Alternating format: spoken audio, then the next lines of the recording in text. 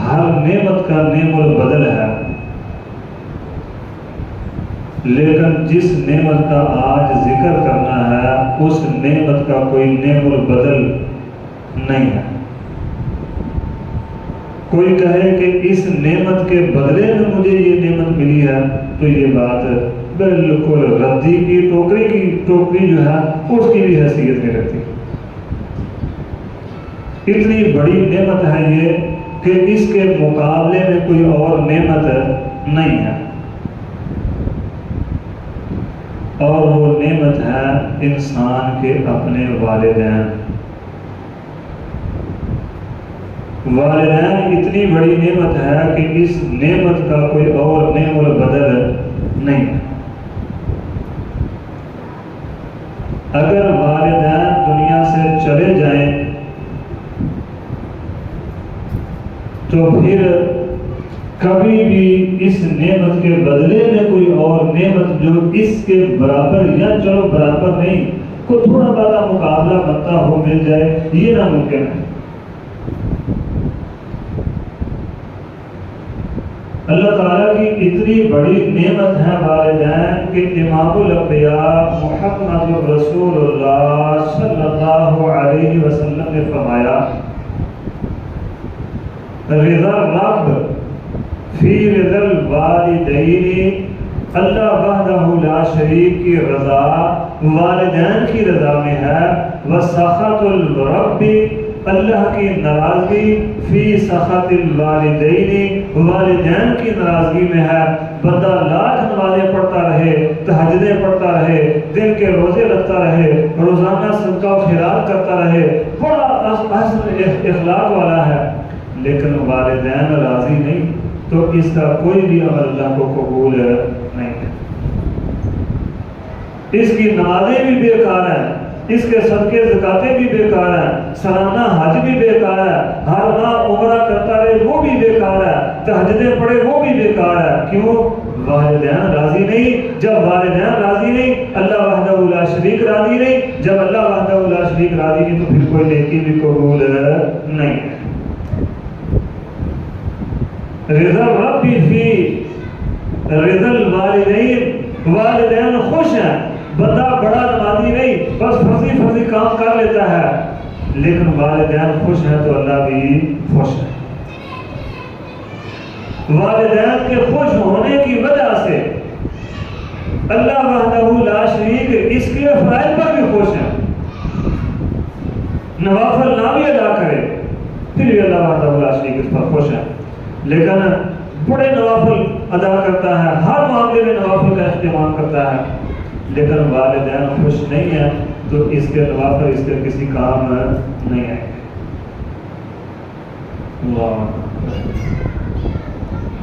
فرمایا وہ بندہ اللہ کا شکر ادا نہیں کر سکتا جو اوروں کا شکر نہیں ادا کرتا، جو اپنے جیسے انسانوں کا شکر ادا نہیں کرتا۔ سواری پر بیٹھا ہے، سواری نے صحیح سلامت منزل تک اللہ کے حکم سے پہنچا دیا ہے تو سواری کا شکر ادا نہیں کرتا، وہ رب کا شکر بھی ادا نہیں کر سکتا۔ اب یہ عموم ہے، اس میں ظاہر ہے والدین بھی آگے، لیکن والدین کے متعلق الگ سے حکم فرمایا، انشکر لی ولوالدیک، اپنے والدین کا شکریہ ادا کر۔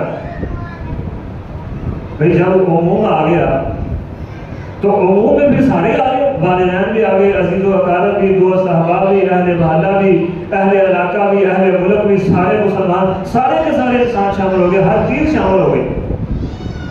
لیکن والدین اتنی عظیم ہستی ہیں کہ الگ سے حکم فرمایا انشکر لی ولوالدیک، اپنے والدین کا شکریہ ادا کر۔ بعض نصیب ایسے ہوتے ہیں کہتے ہیں والدین کو، لو جی آپ نے میرے لیے کیا ہی کیا ہے۔ اللہ نبی صلی اللہ علیہ وسلم کے پاس ایک شخص آیا، کہ اللہ کے نبی میں نے اپنی والدہ کو کندھوں پہ اٹھا کر حج کروایا، حج کیا میں نے اپنی والدہ کا حق ادا کر دیا؟ نبی صلی اللہ علیہ وسلم نے فرمایا، ایک رات جس رات تو پیدا ہوا تھا اس رات تیرے پیدا ہونے کی تکلیف میں تیری ماں نے جو ایک آہ بھری تھی تو اس کا حق نہیں ادا کر سکا، تو ماں کی ساری زندگی میں حق ادا کرنے پر چلا۔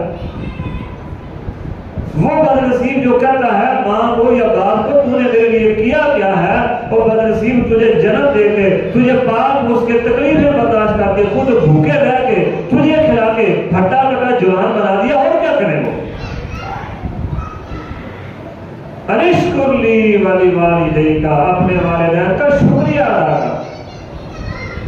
میں کہتا ہوں اگر والدین اللہ کی قسم کچھ بھی نہ کھلائیں، بھوکا مرنے کے لیے چھوڑ دیں، ساری زندگی گزر جائے مرتے بلکتے، تو جوان ہو جائے، پھر والدین تیرے پاس آ کر کہیں ہم تیرے باپ ہیں، میں تیرا باپ ہوں، میں تیری ماں ہوں، تو جو تجھے انہوں نے جنم دیا نا، یہی احسان کافی ہے، تو اس احسان کا بدلہ نہیں دے سکتا۔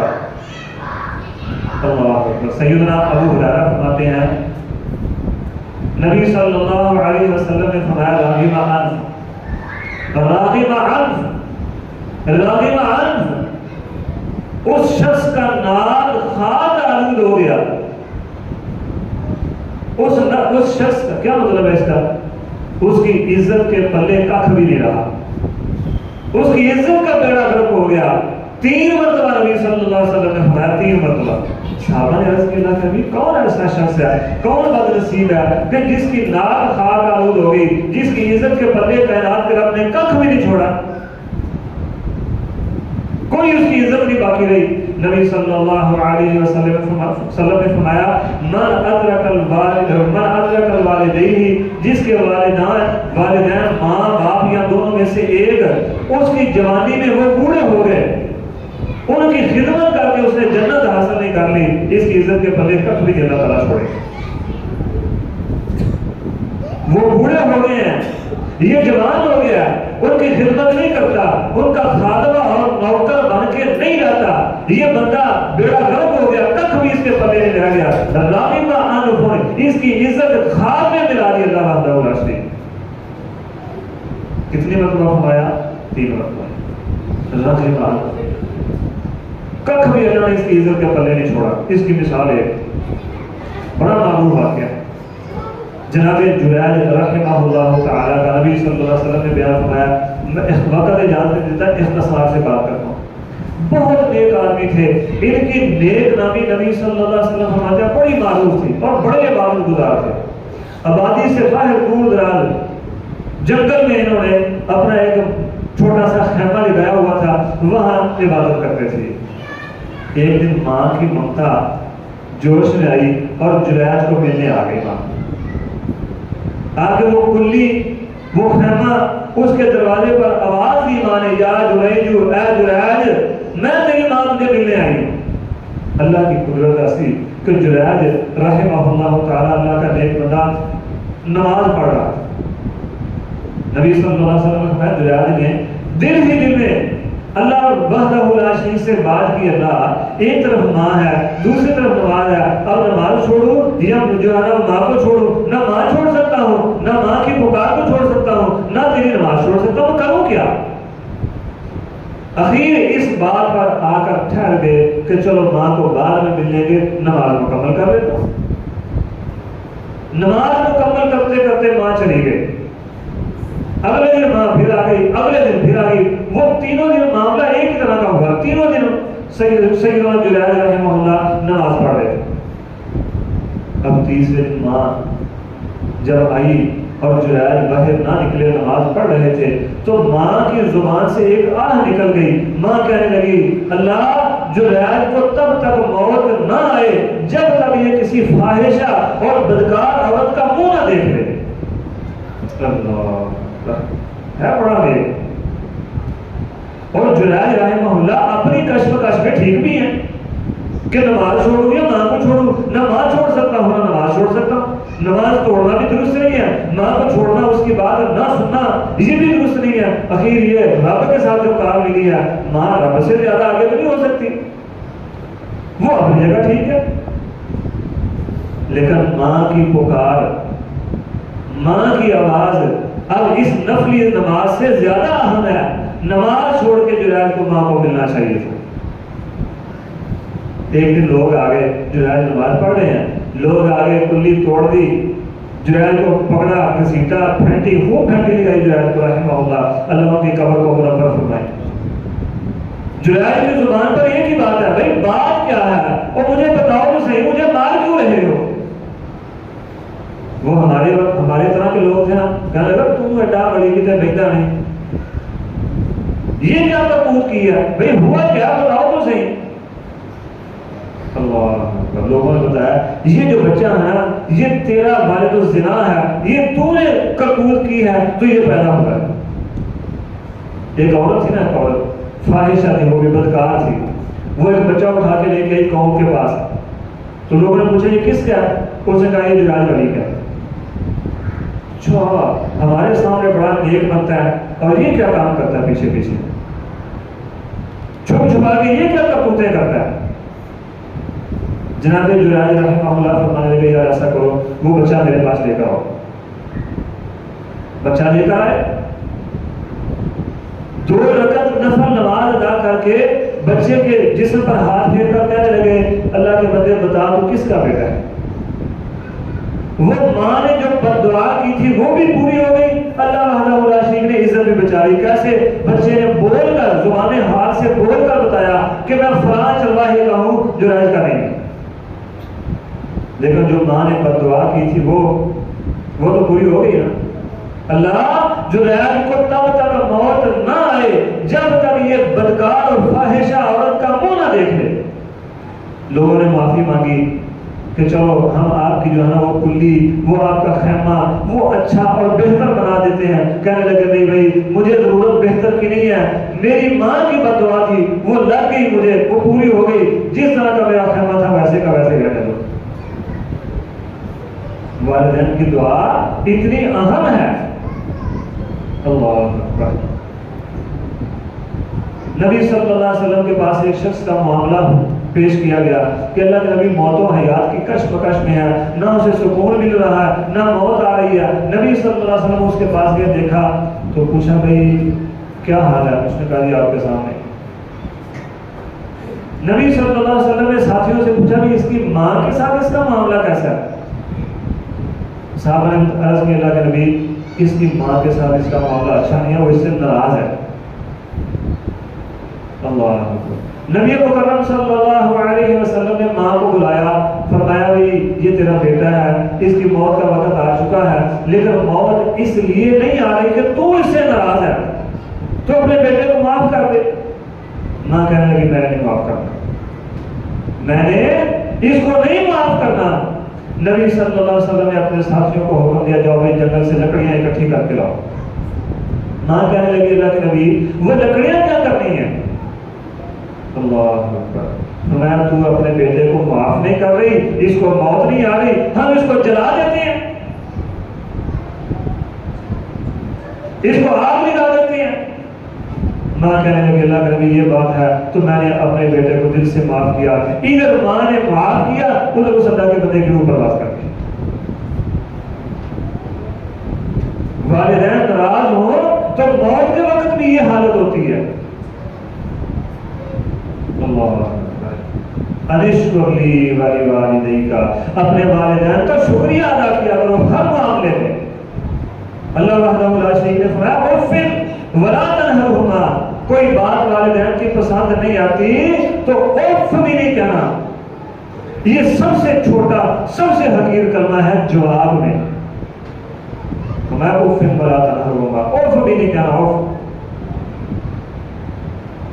والدین جو کہتے ہیں ٹھیک کہتے ہیں، اگر تجھے لگتا ہے کہ ٹھیک نہیں تو ان کو جواب نہیں دینا، ان کے سامنے یہ کہو تم ٹھیک ہے، آپ ٹھیک کرتے ہیں، جو آپ کا حکم سر آنکھوں پر وہی ہوگا جو آپ کہتے ہیں۔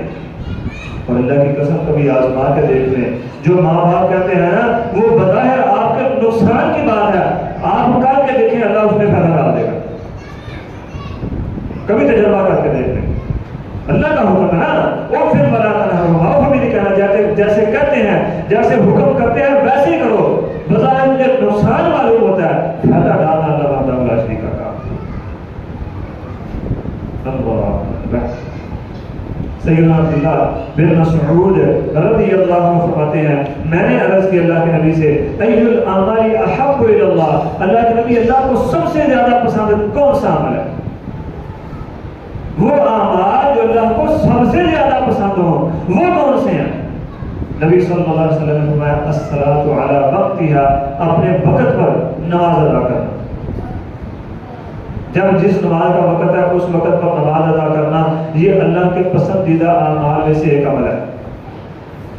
فرماتے ہیں میں نے عرض کیا اللہ نبی اس کے بعد سننا پھر فرمایا سننا بر الوالدین، اس کے بعد والدین کے ساتھ اچھا برتاؤ اختیار کرنا، حسن سلوک کرنا، ان کا حکم ماننا، ان کی خدمت کرنا، ان کی ہاں میں ہاں بلانا، یہ اللہ کو سب سے زیادہ پسندیدہ عمل ہے۔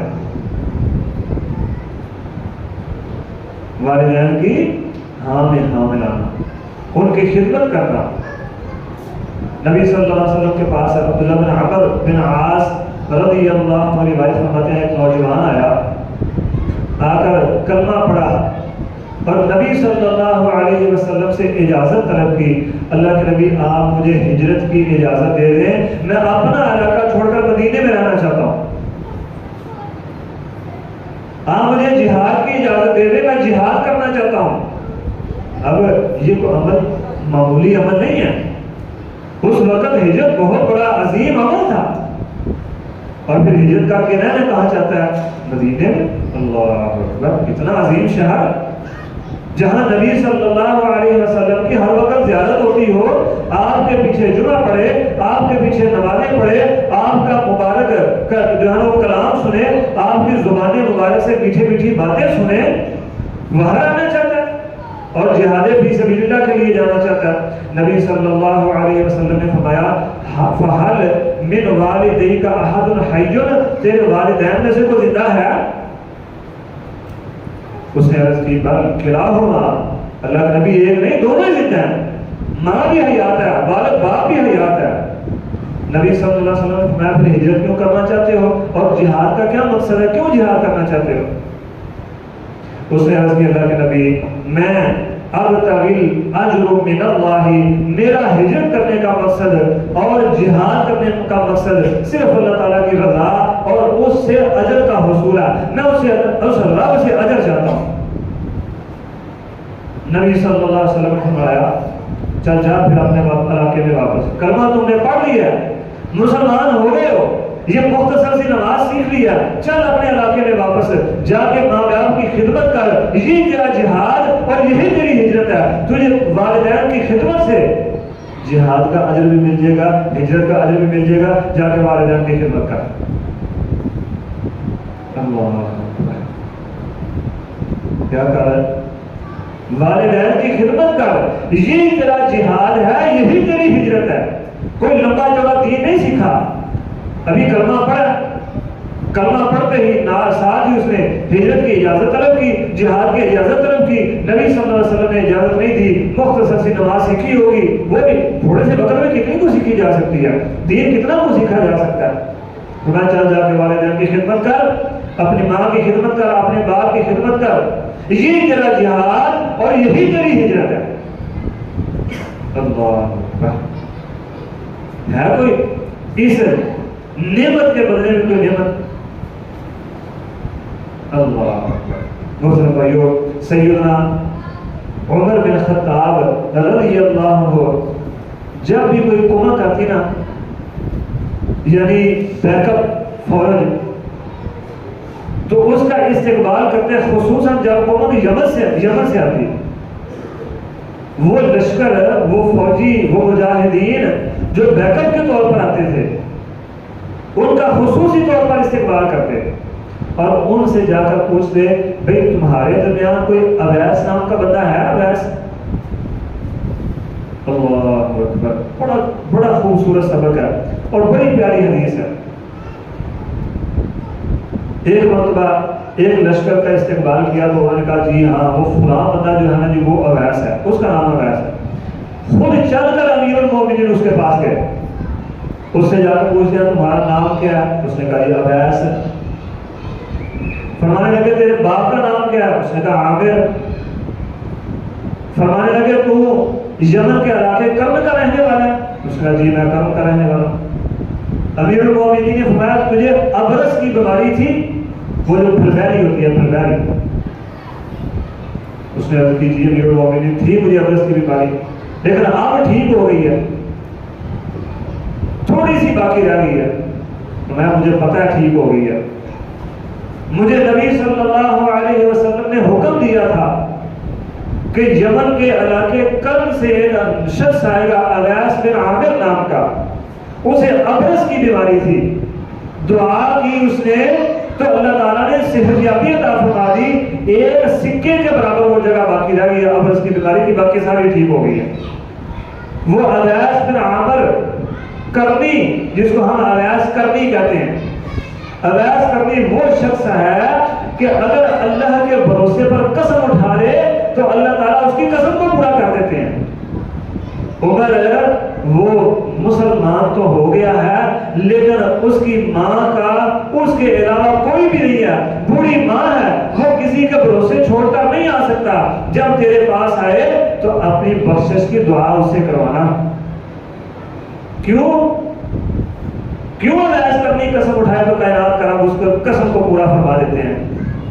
بھئی ایک طرف امیر المومنین ہیں، خلیفۃ المسلمین ہیں، عمر بن خطاب ہیں، وہی جن کے مشورے پر اترتی، ادھر مشورہ نبی صلی اللہ علیہ وسلم کو دیتے تھے، آسمان سے وہی بن کر نازل ہو جاتی تھی، وہ عمر بن خطاب کو نبی مکرم صلی اللہ علیہ وسلم حکم دے رہے ہیں عمر جب اویس کرنی ہے تو اسے اپنی بخشش کی دعا کروانا۔ وہ عمر بن خطاب جس کے متعلق نبی صلی اللہ علیہ وسلم نے فرمایا یہ پکا جانتی ہے، اس لیے کہ اویس کرنی اپنی ماں کا خادم تھا، کوئی اور بڑی نیکی نہیں اویس کرنی کے پاس۔ اللہ اکبر۔ اویس کرنی رحمہ اللہ تعالی یہ نبی صلی اللہ علیہ وسلم کے دور میں مسلمان ہو گئے تھے، لیکن آپ کا دیدار اس لیے نہیں کر سکے کہ بوڑھی ماں ہے، میں کسی کے بھروسے اپنی ماں کو نہیں چھوڑ کے جا سکتا۔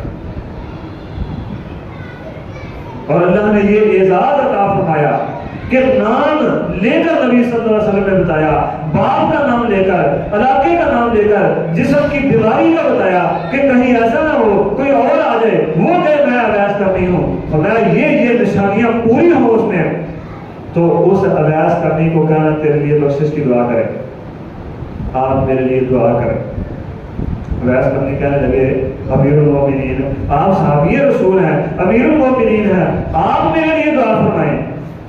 امیر المومنین نے فرمایا نہیں، مجھے نبی صلی اللہ علیہ وسلم کا حکم ہے کہ میں تجھ سے دعا کروں، تو میری بخشش کی دعا کر۔ کیوں بھائیو میرے بزرگوں ساتھیوں، کیوں؟ اس لیے کہ اویس کرنی اپنی ماں کا خادم تھا۔ اللہ اکبر۔ ایک دن صحابی فرماتے ہیں نبی صلی اللہ علیہ وسلم نکل گئے باہر، دور مدینے سے باہر چلے گئے اور ایک قبر پر بیٹھ کر آپ نے رونا شروع کر دیا۔ صحابی فرماتے ہیں ہم ساتھ ہیں نبی صلی اللہ علیہ وسلم کے، لیکن تھوڑا سا پیچھے ہٹ کے ہم ٹھہر گئے، آپ تھوڑا آگے چلے گئے، جا کر رونا شروع کر دیا۔ ہم نے کبھی آپ کو اتنا شدید روتے نہیں دیکھا جتنا سخت آپ اس قبر پر بیٹھ کر روئے۔ آپ کو روتا دیکھ کر ہم نے بھی رونا شروع کر دیا، ہم بھی اتنا شدید روئے، ہم نے بھی اتنے آنسو بہائے کہ اس سے پہلے ہم میں سے کوئی بھی اتنا نہیں رویا ہوگا۔ جب نبی صلی اللہ علیہ وسلم کو کچھ آفاقہ ہوا نا تو آپ ہمارے پاس تشریف لائے، فرمایا پتہ نہ کیوں رو رہا تھا؟ صحابہ نے عرض کی نہیں اللہ نبی ہم نہیں جانتے۔ فرمایا یہ قبر میری ماں کی قبر تھی، میں نے اللہ وحدہ لا شریک سے اپنی ماں کی قبر کی زیارت کی اجازت طلب کی، اللہ نے مجھے اجازت دے دی، میں اپنی ماں کی قبر پر آیا، اس لیے میں رو رہا تھا کہ یہ میری ماں کی قبر تھی۔ اللہ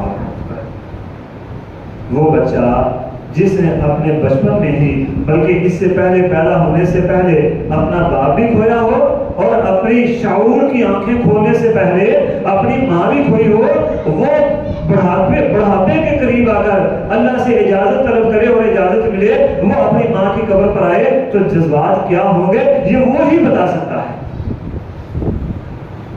شعور کی آنکھیں کھولنے سے پہلے والدہ بھی چلی گئی،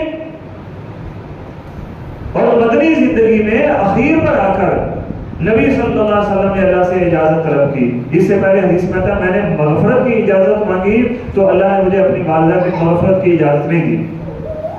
میں نے عرض کیا پھر مجھے اپنی ماں کی قبر کی زیارت کی اجازت دے دیجیے. اللہ نے فرمایا ٹھیک ہے بھائی آپ کو اجازت ہے. نبی صلی اللہ علیہ وسلم کوئی بھی کام اللہ کے حکم کے بغیر نہیں کرتے تھے. یہ بدنصیبی ہم لوگوں میں ہے.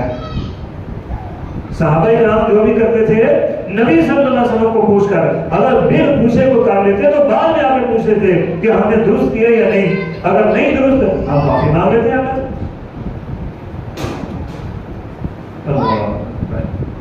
ہم میں سے اللہ تعالیٰ معاف فرمائے کتنے ہیں جو میری آواز جو یہاں موجود ہیں یا جو میری آواز سن رہے ہیں جن کے والدین اس دنیا سے رخصت ہوئے ہوں، دونوں یا ایک، وہ اپنے والدین کی قبر پر گیا ہو. اللہ محترم بزرگوں اور ساتھیوں، والدین کی خدمت، والدین کی نوکری یا اس سے بھی کوئی حقیر لفظ ہے تو وہ سمجھ لو. نوکر بن جاؤ والدین کے، نوکر تم بن جاؤ مستجاب الدعوات اللہ وحدہ لا شریک بنا دیں. کیا مطلب مستجاب الدعوات کا؟ جو تم اللہ سے مانگو گے اللہ وہ عطا فرما دیں گے. ایک مثال وہ بحث کرنے والی، ایک مثال جلائج بھری والی ابھی گزری ہے. تیسری مثال یہ ہے نبی صلی اللہ علیہ وسلم نے فرمایا 3 بندے تھے. حدیث لمبی ہے، 3 میں سے ایک کا ذکر کروں گا ابتدائی سمجھنے کے لیے. واقعی یہ بڑا معروف ہے، پہلے سکول کی کتابوں میں بھی آتا ہوتا تھا. یہ 3 بندے تھے اپنے کام کے لیے باہر نکلے تو بارش آ گئی. ایک غار میں چلے گئے کہ چلو بارش رکتی ہے تو پھر اپنے گھروں کو واپس جاتے ہیں. جب غار میں گئے تو اللہ کے حکم سے ایک پتھر گرا اور غار کے منہ میں آ جا غار بند ہو گئی. پتھر اتنا بھاری تھا کہ یہ تینوں مل کر اسے ہٹا نہیں سکتے تھے. تینوں نے کہا بھئی آپ ایسا کرو کہ اپنا اپنا کوئی نیک عمل سامنے رکھ کر اس کے وسیلے سے اللہ وحدہ لا شریک سے مانگو کہ اللہ ہمیں یہاں سے نکلنے کا راستہ دے دے. پہلے 2 نے بھی دعا کی. نبی صلی اللہ علیہ وسلم نے فرمایا راستہ نکلا تو صحیح، پتھر ہٹا تو صحیح، لیکن اتنا نہیں تھا کہ یہ باہر نکل سکتے. اب آگئی تیسرے کی باری. تیسرے نے کیا دعا کی؟ دعا کرتا ہے اللہ تو جانتا ہے میرے والدین بوڑھے ہیں، میں بکریاں چراتا ہوں. ایک دن جب میں بکریاں چرا کر واپس آتا ہوں تو سب سے پہلے اپنے والدین کو دودھ پیش کرتا ہوں. وہ پیتے ہیں جو میرے گھر والے میرے بیوی بچے پیتے ہیں. ایک دن اللہ تو جانتا ہے ایسا ہوا کہ مجھے واپس آتے آتے دیر ہو گئی. مجھے واپس آتے آتے دیر ہو گئی. جب میں آیا تو میرے والدین سو چکے تھے. میں نے دودھ دھویا والدین کے پاس لے کر آیا تو وہ سو چکے تھے. میرے بچے بھوک کی شدت کی وجہ سے میرے قدموں سے چمٹ گئے اور بلک بلک کر مجھ سے دودھ مانگنے لگے. لیکن میں نے ساری رات اپنے آپ کو یہ سزا دی کہ تو والدین کے سونے کے بعد کیوں آیا ہے. میں ساری رات دودھ لے کر اپنے والدین کے سرانے کھڑا رہا. ان کو جگانا بھی مناسب نہیں سمجھا کہ ان کی نیند میں خلل نہ آئے. سزا اس بات کی کہ تیرے والدین بھوکے سو گئے. کیوں تیرے والدین بھوکے سویا؟ جب یہاں کھڑا رہا میرے قدموں میں میرے بچے بلکتے بلکتے وہ بھی بھوکے ہی سو گئے. میں نے ان کو بھی نہیں دیا کہ جب میرے والدین بھوکے سوئے ہیں تو یہ کیوں کھا پی کے سوئے. اللہ صبح کو اٹھے، میں نے ان کی خدمت میں دودھ پیش کیا، انہوں نے پیا تو میں نے اپنے بچوں کو دیا، پھر میں نے بھی پیا. والدین کو پلانے سے پہلے میں نے اپنے بچوں کو بھی دیا، خود بھی نہیں پیا. اللہ یہ عمل میں نے تیری رضا کے لیے کیا. اگر تو اس پر راضی ہے تو اپنی رحمت سے ہمیں یہاں سے نکلنے کا راستہ دے دے. میں نے اپنے والدین کو مقدم رکھا ہے. میں لے کر آتا ہوں تو سب سے پہلے اپنے والدین کو پیش کرتا ہوں. آج اللہ تعالیٰ معاف فرمائے ہماری حالت یہ ہے کہ والدین بھوکے سو جاتے ہیں، نہ بیوی کو بھوکا سونے دیتے ہیں نہ بچوں کو بھوکا سونے دیتے ہیں. عید آتی ہے بیوی بچوں کے بھی کپڑے اچھے لے لیے، جوتے اچھے لے لیے، اپنے بھی لے لیے، والدین وہی پرانے کپڑے وہی پرانے جوتوں میں گزارا کر لیتے ہیں۔ جب جائیداد کی تقسیم ہوتی ہے تو اس بات پر آ کر جھگڑتے ہیں کہ ماں باپ کس کے ساتھ رہیں گے، ایک کہتا ہے میں نہیں رکھوں گا، دوسرا کہتا ہے میں نہیں رکھوں گا، تو رکھ، تیسرا کہتا ہے میں نہیں رکھوں گا۔ ابھی حال ہی کا واقعہ ہے، باپ نے 3 کروڑ روپے کی جائیداد فروخت کی اور 3 کروڑ روپیہ اپنے 3 بچوں میں تقسیم کر دیا کہ یار میرے بعد تم لڑائی کرو گے تو بہتر یہ ہے کہ تم آپس میں مل جل کر رہو، یہ 3 کروڑ روپیہ ہے، یہ تم برابر میں تقسیم کرو۔ جب تقسیم ہو گیا اب یہ بات آئی کہ باپ کو کون رکھے گا، ایک کہتا ہے تو رکھ، دوسرا کہتا نہیں تو رکھ، تیسرا کہتا نہیں تو رکھ، اور سی سی ٹی وی کیمرے کی ویڈیو اب بھی نیٹ پہ موجود ہوگی۔ اسی باپ کو بھرے بازار میں انہوں نے گولیاں مار کے قتل کر دیا۔ وہ باپ جس نے اپنی کل جائیداد یہ بد نصیبوں کو دے دی کہ یہ امن سے رہیں، یہ محبت سے رہیں، وہی ظالم اسی باپ کی ہاتھ کی کمائی لے کر اس باپ کو رکھنے کے لیے تیار نہیں۔ نبی صلی اللہ علیہ وسلم نے فرمایا جب اس تیسرے دعا کی تو اللہ تعالیٰ نے اس کے لیے رستہ کھول دیا، یہ تینوں نکلے غار سے اور اپنی اپنی منزل کو چلے گئے۔ اللہ اکبر۔ آخری حدیث بڑی خوبصورت حدیث ہے، اس حدیث کی وجہ سے آج رات میں نے یہ حدیث پڑھی تھی اور اس حدیث کی وجہ سے آج میں نے یہ موضوع اختیار کیا۔ حدیث کیا ہے؟ ام المومنین سیدہ عائشہ صدیقہ رضی اللہ عنہا، عفیفہ صدیقہ رضی اللہ عنہا، نور اللہ مرکزہا، اللہ ان کی قبر پر کروڑہا رحمت نازل فرمائے، فرماتی ہیں کہ نبی صلی اللہ علیہ وسلم نے فرمایا جب میں جنت میں گیا نا، جنت میں، تو مجھے جنت میں قرآن پڑھنے کی آواز سنائی دی۔ معراج کی رات ہے، جب اللہ تعالیٰ نے جنت کی سیر کروائی، میں جنت میں گیا تو مجھے جنت میں قرآن پڑھنے کی آواز سنائی دی۔ میں نے جبریل علیہ السلام سے پوچھا یہ آواز کیسی ہے، کس کی ہے یہ آواز؟ انہوں نے فرمایا اللہ کے نبی آپ کے صحابی حارثہ بن نعمان کی آواز ہے۔ حارثہ بن نعمان کی آواز ہے، یہ وہ قرآن مجید کی تلاوت کر رہے ہیں جس طرح بلال حبشی کے قدموں کی آواز جنت میں سنائی دی تھی، اسی طرح حارثہ بن نعمان کے قرآن کی تلاوت اللہ کے پاک پیغمبر نے جنت میں سنی۔ نبی مکرم صلی اللہ علیہ وسلم نے فرمایا ذاکم البر کذاکم البر، تمہارے نیک لوگ اس طرح کے ہوتے ہیں۔ 3 مرتبہ نبی صلی اللہ علیہ وسلم نے فرمایا۔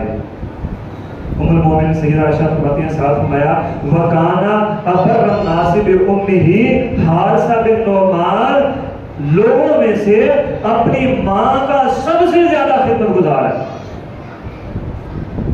حارثہ بن نعمان اپنی ماں کا سب سے زیادہ، أَبَرَّ النَّاسِ لوگوں میں سے سب سے زیادہ والدین کے ساتھ نیکی کرنے والا حارثہ بن نعمان ہے۔ معلوم ہوا کہ نبی صلی اللہ علیہ وسلم نے جو جنت میں حارثہ بن نعمان کے قرآن کی تلاوت کی آواز سنی ہے، اس کا سبب یہ ہے کہ حارثہ بن نعمان اپنے والدین کا خدمت گزار ہے، اپنے والدین کا نوکر ہے، اپنے والدین کا خادم ہے۔ محترم بزرگوں ساتھیوں، مختصر بات پھر عرض کر دوں، شروع میں نے حدیث بیان کی تھی کہ جس بندے کے والدین اس کے ساتھ خوش نہیں ہیں، راضی نہیں ہیں، اس کی نماز بھی نہیں، اس کا صدقہ بھی نہیں، اس کی زکوٰۃ بھی نہیں، اس کا حج بھی نہیں، وہ جو مرضی کرتا رہے، جیسے مرضی نیک عمل کرتا رہے، اللہ وحدہ لا شریک کی رضا حاصل نہیں کر سکتا۔ وہ والدین ناراض ہیں تو اللہ وحدہ لا شریک بھی ناراض۔ اگر والدین خوش ہیں تو بندہ بڑی بڑی نیکیاں نہیں کرتا، بڑے نوافل نہیں ادا کرتا، مختصر سا فرائض ادا کرتا ہے تو کائنات کا رب اس سے پھر بھی خوش ہے۔ اقول قولی ھذا واستغفر اللہ لی ولکم ولسائر المسلمین واستغفروہ انہ هو الغفور الرحیم۔